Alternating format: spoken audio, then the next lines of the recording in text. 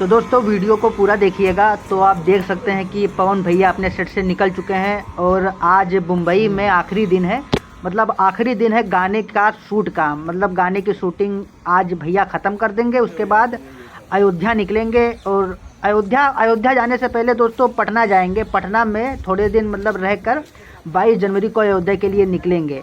और आज इस समय उनका मतलब एक गाने की शूटिंग होने वाला है उनका, मतलब दोस्तों रितु सिंह जी के साथ, जो कि वीडियो में आप देख पा रहे होंगे। कुर्सी अलाओ जी। मैं आज की मिली हूँ। गर्ल्स आ जाओ गर्ल्स। मैं सबसे मिली, यही शॉर्ट दे कौन से अंकल?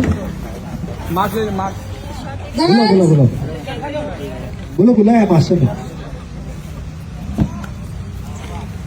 और ये आप देख सकते हैं दोस्तों कि शूट पे मतलब बहुत सारे स्पॉट बॉय हैं और डांसर भी हैं। आप देख सकते हैं दोस्तों, ये देखिए यहाँ पे 3 लेडीज